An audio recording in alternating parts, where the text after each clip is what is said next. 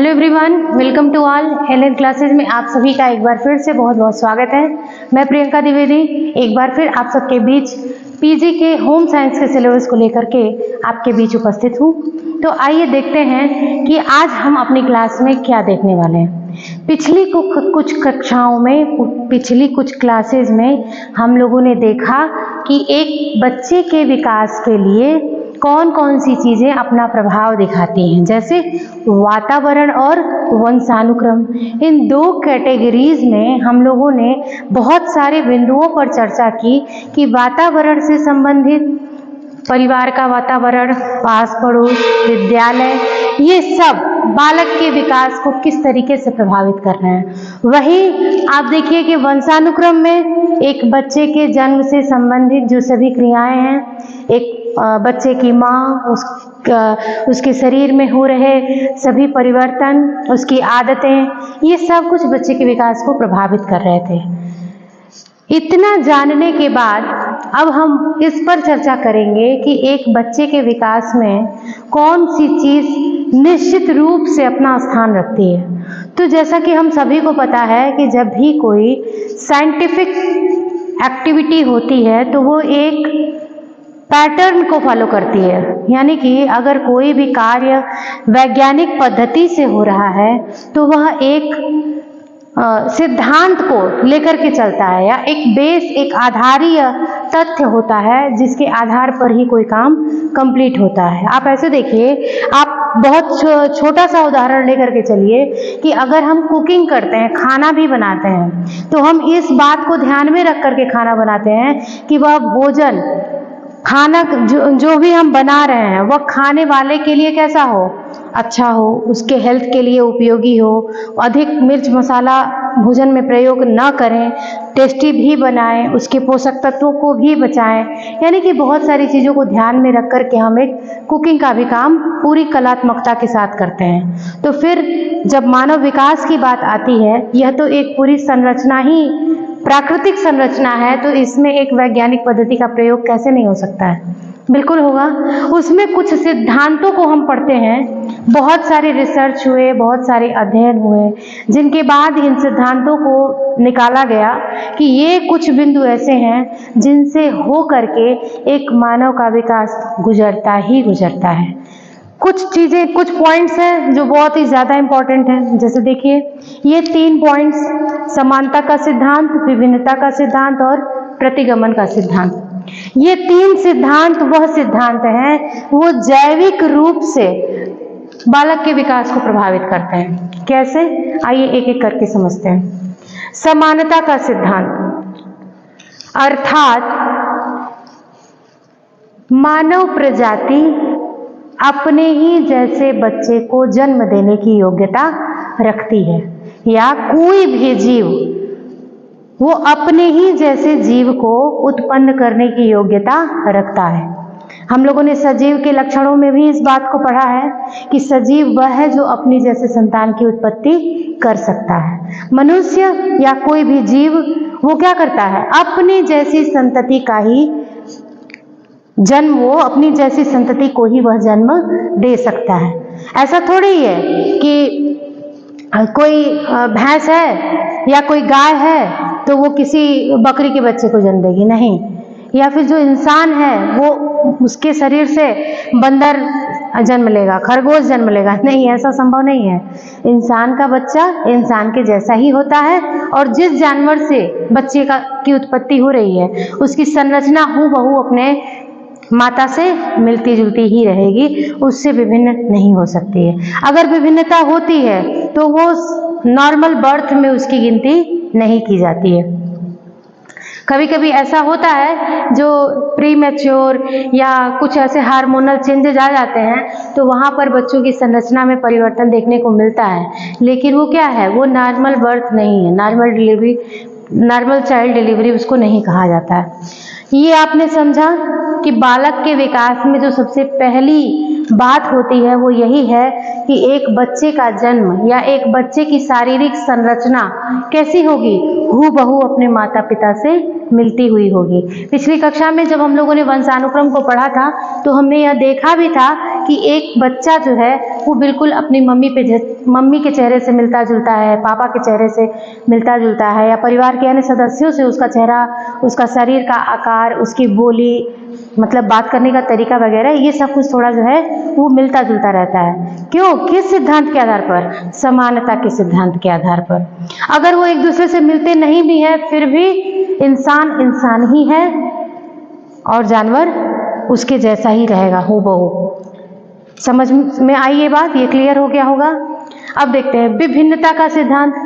यह भी सिद्धांत है जहां पर बात की गई कि इंसान का बच्चा इंसान के जैसा ही होगा, लेकिन हूबहू सेम नहीं होगा। यह भी तथ्य है, आप सभी को पता है कि हर व्यक्ति बिल्कुल एक दूसरे के जैसा नहीं हो सकता।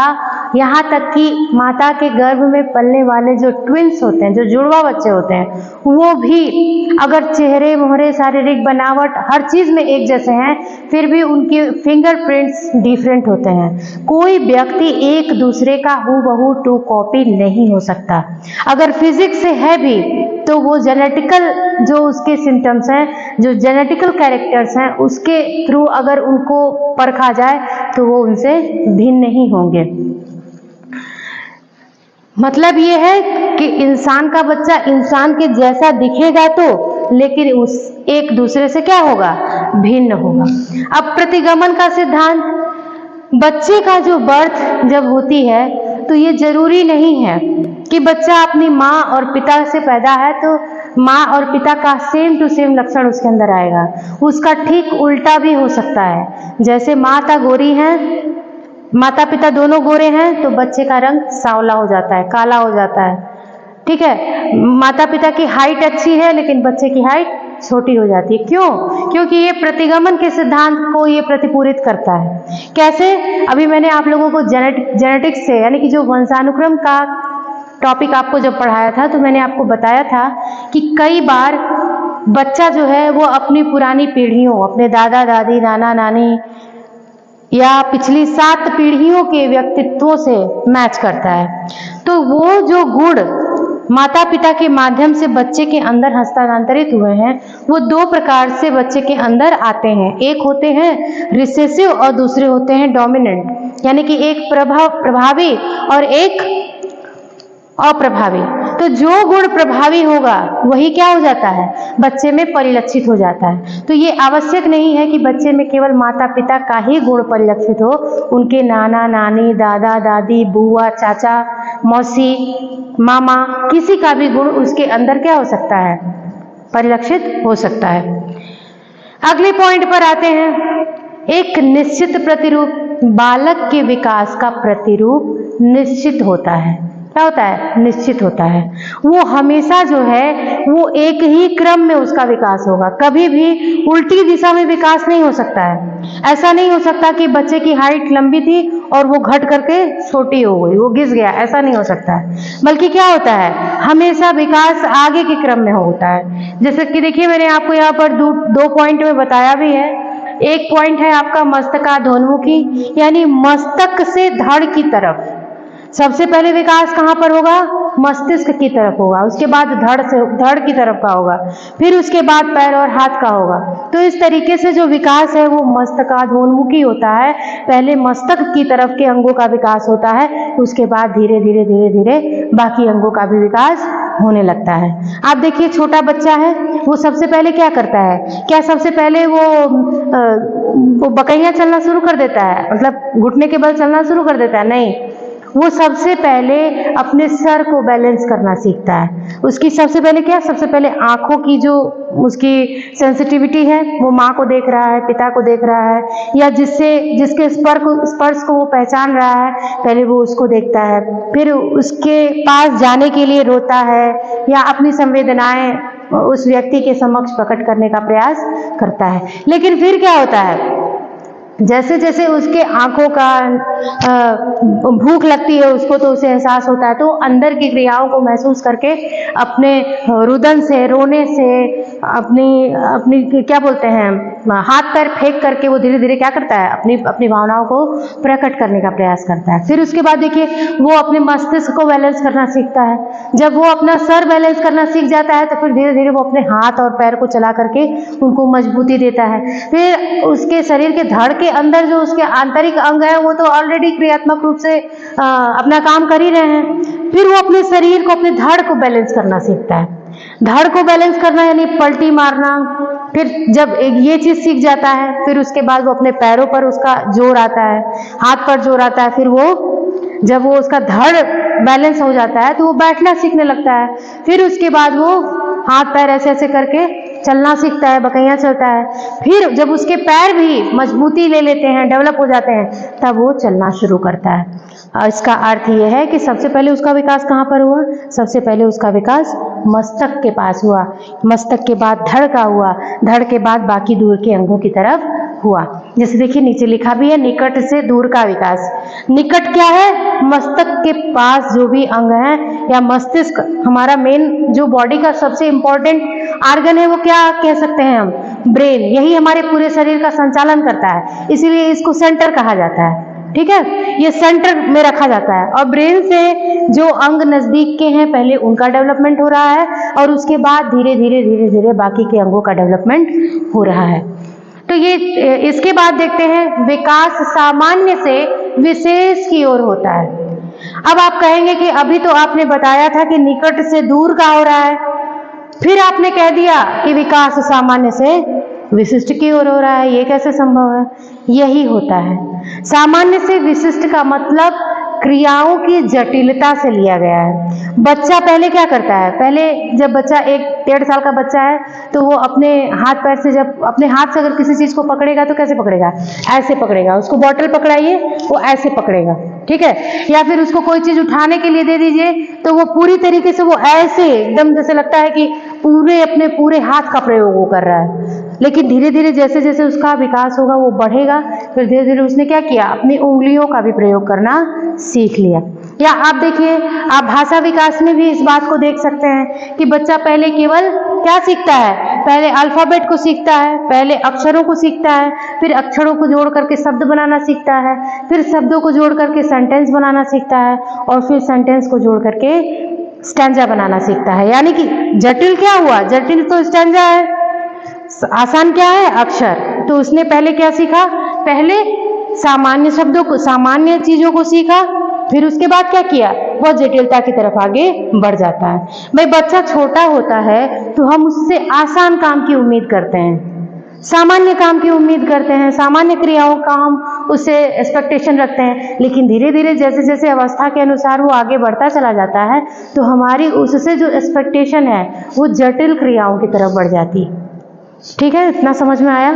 अब देखिए, अवस्थानुरूप बालक का विकास उसकी अवस्था के अनुरूप भी होता है।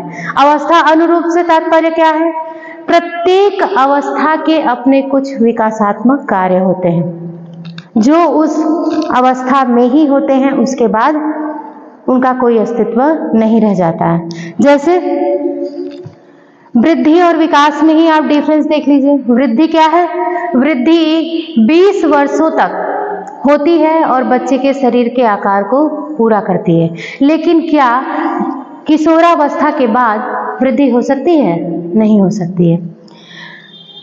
वृद्धावस्था में समायोजन होता है। प्रौढ़ावस्था जो है हमारे काम करने की उम्र है, इसमें हम अधिक से अधिक अपने जीवन का जो सबसे कर्मठी समय कह सकते हैं कि अधिकतम कार्य करने की जो ऊर्जा होती है वो हम इसी समय उसका यूटिलाइजेशन करते हैं।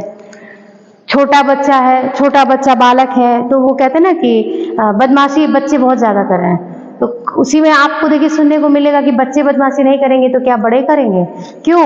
क्योंकि वह उनका अवस्थानुरूप कार्य है, वह उनकी अवस्था के अनुरूप उनका विकास हो रहा है। उनके अंदर चंचलता है, उनके अंदर रचनात्मकता है, उनके अंदर उत्सुकता है, ये सारी चीजें उनके बचपनावस्था में ही रहेंगी। किशोरावस्था को देख लीजिए, तनाव एवं तूफान की अवस्था है। इसमें बच्चा जो है वो कल्पना जगत में विचरण करने लगता है, उसके अंदर अनेक शारीरिक परिवर्तन होते हैं, मानसिक परिवर्तन होते हैं, काफ़ी चीज़ें किशोरावस्था में होती हैं। बच्चे के अंदर समायोजन की जो शक्ति होती है वो बहुत कम होती है, वो अपने आप को एक आइडियल पर्सन की तरफ टिल्टेड देखता है, झुका हुआ देखता है, किसी को भी अपना आइडियल बना लेता है। कहा जाता है कि किशोरावस्था वीर पूजा की अवस्था है। भाई अपनी लाइफ में किसी को वह वीर समझ लेता है, आइडियल समझ लेता है और उसके जैसी क्रियाएं करने, उसके जैसा बनने के बारे में सोचने लगता है। अपने जीवन में उच्चतम स्तर तक कैसे पहुंचना है, क्या वह बनना चाहता है, ये सारी जो कल्पनाएं हैं ये सब कुछ किशोरावस्था में होती हैं। वृद्धावस्था में नहीं होंगी, प्रौढ़ावस्था में नहीं होंगी। क्यों? क्योंकि इंसान तब तक वास्तविकता से उसका पाला पड़ चुका होता है कि उसकी क्षमता क्या है और वह उसकी योग्यता को किस स्तर तक बढ़ा चुका है। इसलिए यह आवश्यक है कि हम ये समझें कि बच्चे का जो अवस्थागत विकास है वो प्रत्येक अवस्था में अलग अलग होता है, एक जैसा नहीं होता है। इतना आपने समझा? विकास की गति में तीव्रता एवं मंदता होती है। विकास की गति हमेशा एक जैसी नहीं होती है, कभी तीव्र होगी और कभी मंद होती है। आप देखिए, छोटा बच्चा है, उसकी हाइट में, उसके वेट में 1 साल तक खूब अच्छा डेवलपमेंट होगा, फिर 2 साल से 3 साल के बीच में उसका डेवलपमेंट थोड़ा कम होता है, उसकी हाइट कम बढ़ेगी, उसका वेट थोड़ा कम इंक्रीज होगा। लेकिन उसके बाद फिर जैसे ही वो 3 से 4, 5 की अवस्था में जाएगा, एकाएक थोड़ी तेजी के साथ उसके अंदर वृद्धि होगी, फिर रुक जाएगा, फिर 7 से 9, 10 के बीच में उसकी हाइट और उसका वेट थोड़ा बैलेंस करके चलेगा, बहुत तेजी के साथ उसमें कोई वृद्धि नहीं होगी। लेकिन जैसे ही वो 10-11 साल का होता है या फिर 12-13 साल का होता है तो उसके शरीर में तुरंत, क्योंकि क्या है, ये वयस्क काल होता है और इसमें जो है शरीर के अंदर विभिन्न प्रकार के डेवलपमेंट्स होते हैं, तो ये सारी चीजें उसके अंदर, ये जो उसके शरीर की वृद्धि है वो वृद्धि और विकास की बड़ी तेजी के साथ होता है। तो यहाँ पर मेरे कहने का आशय यही है कि विभिन्न जो अवस्थाएं हैं उनमें बालक के विकास की जो गति है वो बिल्कुल एक बराबर नहीं होती है।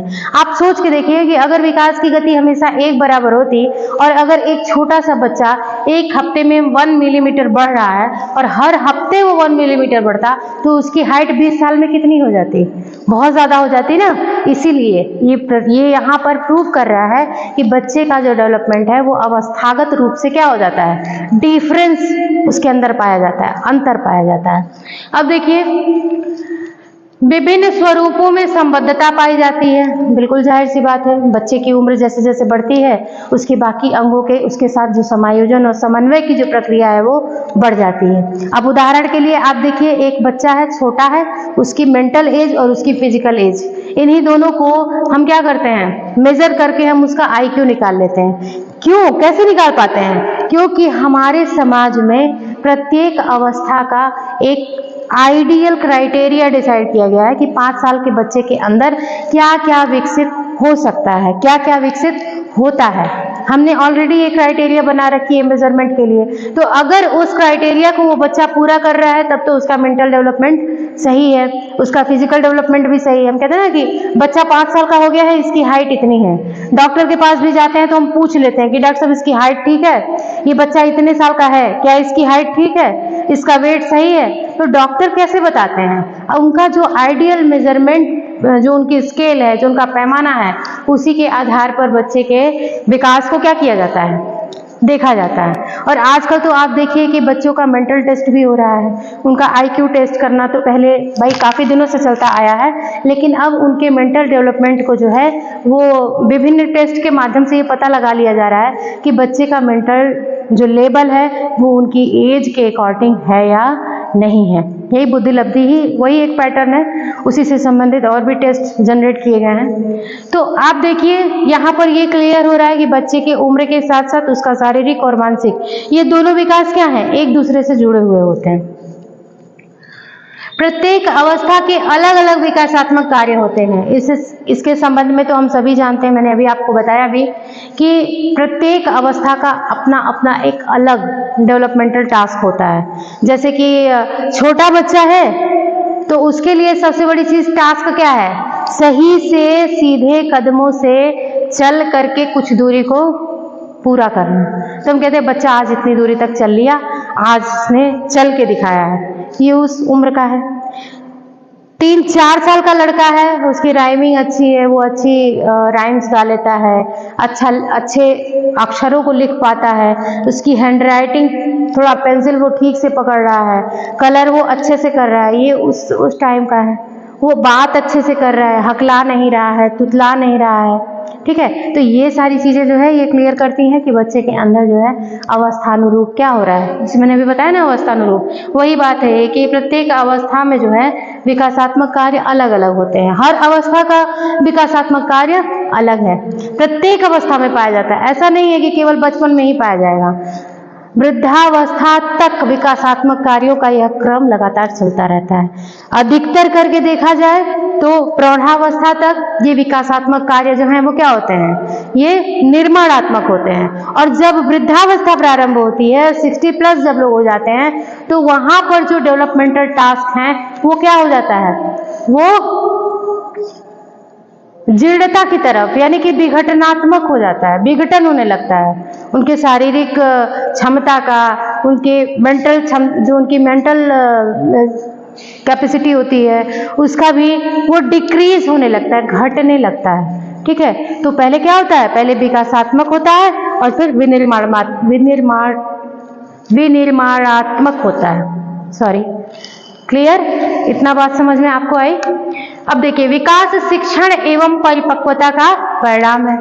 हम सभी जानते हैं कि बच्चे के अंदर जो भी विकास होता है वो स्वतः तो नहीं होता है, बच्चे को प्रशिक्षित किया जाता है। इसीलिए आपने यह भी सुना है कि बच्चे की प्रथम शिक्षिका उसकी माँ होती है। बच्चा जब अपनी माँ के साथ रहता है तो धीरे धीरे वह जो है चीज़ों को सीखना शुरू करता है, चलना, उठना, खाना, पीना, सब कुछ वो अपनी माता से सीख रहा होता है। वो सब क्या है, वो धीरे धीरे उसके व्यक्तित्व निर्माण में उसके स्तंभ बन रहे हैं कि कैसे उसे आगे अपने विकासात्मक कार्यों को पूरा करना है। पढ़ना, लिखना, खाना, पीना, दोस्तों के बीच में समन्वय करना, प्रतिस्पर्धा करना, प्रतियोगिता में जीतना, ये सारी चीज़ें ये उसके विकास से संबंधित ही होती हैं। और जैसे जैसे उसको प्रशिक्षण मिलता चला जाता है उसके अंदर परिपक्वता आने लगती है। और जब प्रशिक्षण और परिपक्वता, प्रशिक्षण के कारण जब उसके अंदर परिपक्वता आ जाती है तो वह व्यक्ति विकसित कहा जाने लगता है, उसका व्यक्तित्व का विकास संपूर्ण माना जाने लगता है। वैसे तो संपूर्ण विकास किसी का भी होता नहीं है, यह संभव नहीं है। प्रत्येक व्यक्ति के अंदर कोई ना कोई कमी, कोई ना कोई ऐसी समस्या जरूर रहती है जहाँ पर उसका ओवरऑल डेवलपमेंट होना थोड़ा बहुत एक डिफिकल्ट टास्क हम कह सकते हैं कि सभी का ओवरऑल डेवलपमेंट नहीं हो पाता है। लेकिन फिर भी विकास क्या है, विकास शिक्षण और परिपक्वता का ही परिणाम होता है। तो यहाँ तक तो आपने अपने टॉपिक्स को देख लिया, आगे के टॉपिक्स को हम अभी और देख रहे हैं।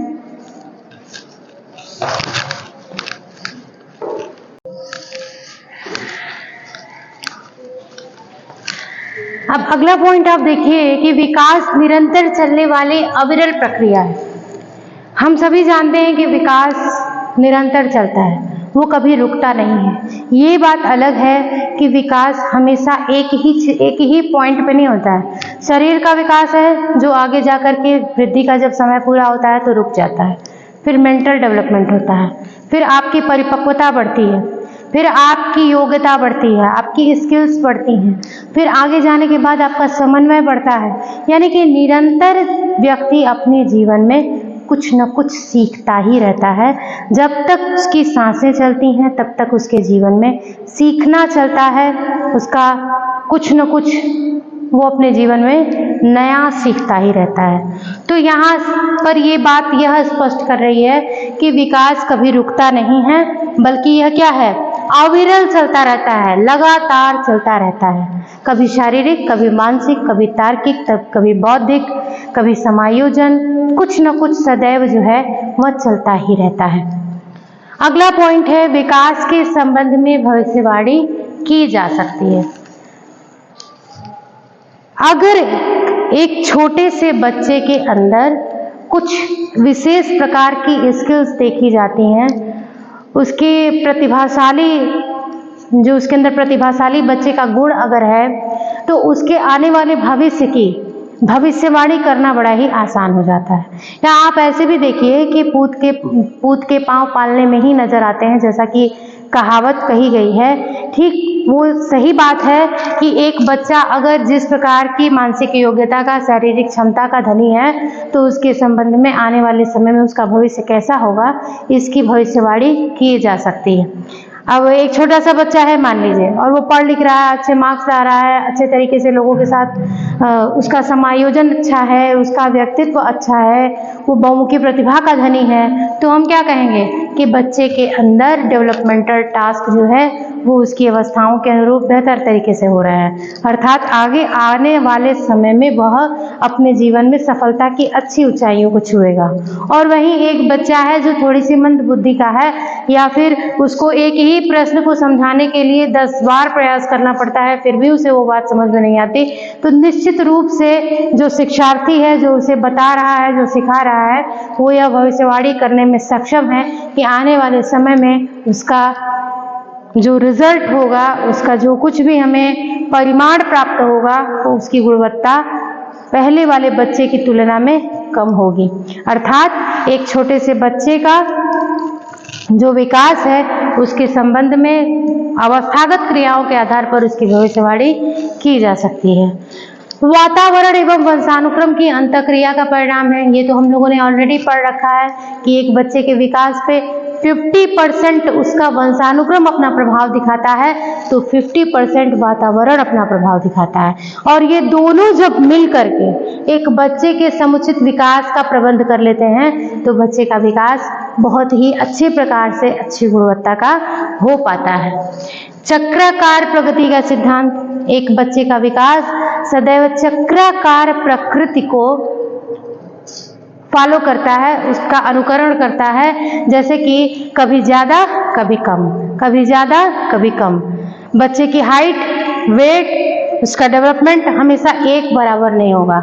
अभी थोड़ी देर पहले मैंने एक पॉइंट में आपको समझाया भी था कि बच्चे की उम्र के साथ 2 साल तक उसका डेवलपमेंट अच्छा हुआ, 2 साल रुक गया, थोड़ा कम हाइट बढ़ी, या 9 के बराबर बढ़ी, 9 के बराबर वेट बढ़ा, फिर उसके अंदर चेंज आया, फिर वो थोड़ी तेजी से बढ़ा।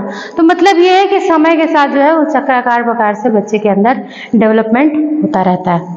तो इन सभी पॉइंट्स के माध्यम से आपने देखा कि एक बच्चे के विकास में किन किन नियमों एवं सिद्धांतों का महत्व होता है।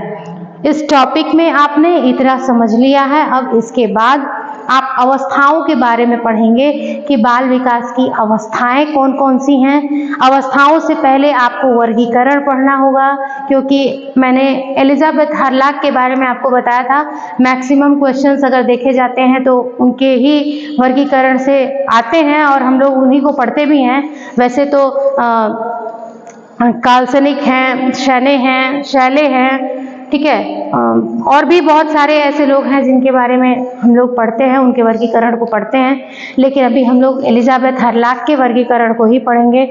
ये आपके सिलेबस का पॉइंट है और उसके अनुसार बालक के विकास की अवस्थाओं का वर्गीकरण, और वर्गीकरण के बाद फिर बालक के विकास की अवस्थाएं, फिर अवस्थाओं के अनुसार विकासात्मक कार्य, ये सब हम क्रमवार रूप में आगे की कक्षाओं में पढ़ेंगे। आज के लिए केवल इतना ही।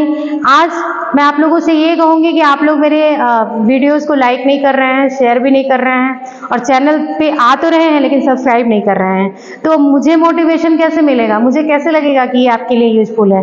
प्लीज़ अगर आप मेरी वीडियोस को देख रहे हैं तो इनको शेयर कीजिए, और जो भी लोग नीडी हैं, जिनको इसकी ज़रूरत है, आप उन तक इन क्लासेस को पहुंचाइए। एक और इम्पॉर्टेंट बात, ये सिलेबस केवल सुहेल देव यूनिवर्सिटी का नहीं है, ये ऑल ओवर यूपी में यह सेम सिलेबस है। अगर आप किसी भी यूनिवर्सिटी से संबद्ध विद्यालय से, होम साइंस से पीजी और यूजी की क्लासेस में अगर आपने एडमिशन ले रखा है, तो मेरे द्वारा प्रोवाइड की जा रही क्लासेस को देखिए और उनसे अपना लाभ लीजिए। ये केवल सुहेलदेव से ही संबद्ध विद्यालयों के लिए नहीं है, पूरी यूपी में इस सिलेबस को पढ़ा जा रहा है और ये सभी के लिए उपयोगी है। तो इसको और भी ज़्यादा स्प्रेड कीजिए, और भी महाविद्यालयों से और भी यूनिवर्सिटीज से पढ़ने वाले बच्चों तक इनको पहुंचाइए।